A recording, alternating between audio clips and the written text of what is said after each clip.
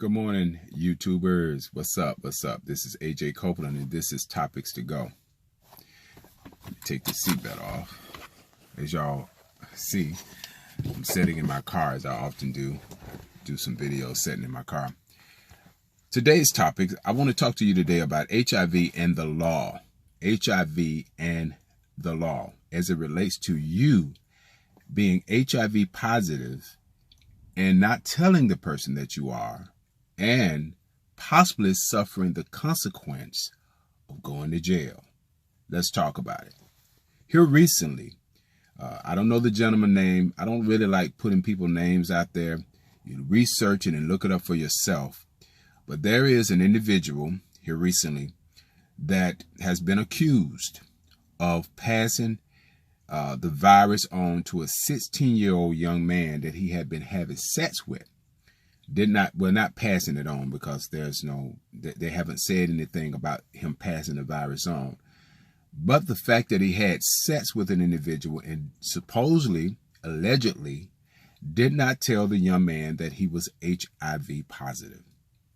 Today, I want to talk about the danger of being HIV, having sex with individuals, and not telling them your status.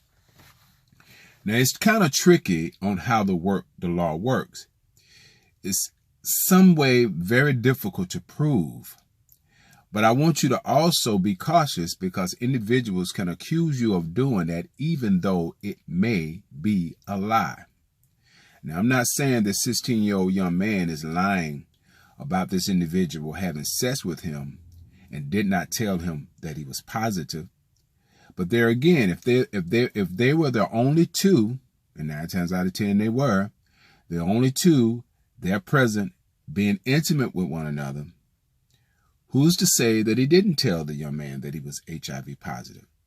First of all, he shouldn't have been having sex with a 16-year-old young man. That's the first thing. That was the first mistake. The second mistake is, if he did tell this young man that he was HIV positive, there should have been some type of protection that he did or prepared, whether by note, whether by whatever. I don't know. Frankly, it's just dangerous all the way around, having sex with a 16-year-old young man, because they're immature. They don't even understand what they're doing. And 9 times out of 10, they don't think about the cost until later. That's why it's very important to make sure that if you're going to be intimately involved with somebody, make sure they're mature enough to handle it, and make sure that they are wise enough to make that decision without any consequences on either part. Now, my philosophy as it relates to telling somebody that you're HIV positive is that you shouldn't have to tell anybody unless you know without a shadow of a doubt that you're going to be intimate with that individual. If you're just having a casual conversation with that person, whether it be through by social media, or you guys meet for lunch or dinner or breakfast or whatever the case might be, there's no need for you to sit up there and say, oh, by the way, I'm HIV positive, unless you have an interest in it becoming more than just a friendship or more than just a conversation.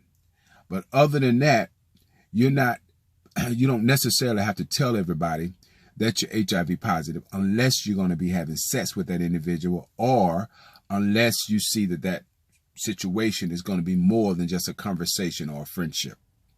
And if it develops a strong friendship and you feel that you can trust that person, then you can share that as well.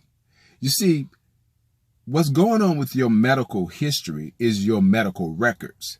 Whether you be HIV positive, or you have diabetes or cancer or whatever's going on with you physically, that's your medical record. And you got to ask yourself the question, do you want to share your medical record with strangers? There is a law that protects individuals for these types of things. There are doctors and nurses that may know your medical history, but it's against the law for them to share it with any third parties. Also, it's against the law for the hospital to share your medical history unless they have your permission to do so. I notice a lot of people on social media and other areas are sharing their HIV status online with the world. If you choose to do that, that is your choice. But I want to let you know that you'll open up a can of worms when it comes to your privacy and the possibility of people knowing your HIV status that you haven't even told, such as your family members. It is very dangerous, and I will quote this, and I said over and over again, it is very dangerous to be having sex with anybody knowing that you're HIV positive and not sharing it with that individual. You can go to jail and do some hard time for doing that. Now, it's true. Being undetectable makes it very difficult for you to pass the virus on. But the danger about that is many people psychologically, I can't even say the word, forgive me. Let me see how I'm gonna say this. Many individuals today have created thoughts in their minds, I say it that way, that I'm undetectable, so I'm sort of like being negative, so I don't really need to tell anybody because I can't really pass this virus on because I'm undetectable. Let me say something to you guys. I want you to hear me very closely. Hear me very closely. Being undetectable is just like using a condom. 90% chance of you passing the virus on. That might be true. But that doesn't erase the fact that there is a law that you should not be having sex with anyone without letting them know your status. You being undetectable does not protect you from that law. Let me say it again. You being undetectable does not protect you from the law. Okay? So it's imperative, it's important, and it's a serious situation. If you're going to be having sex with somebody, whether you be undetectable or not, you need to tell that person that you're HIV positive.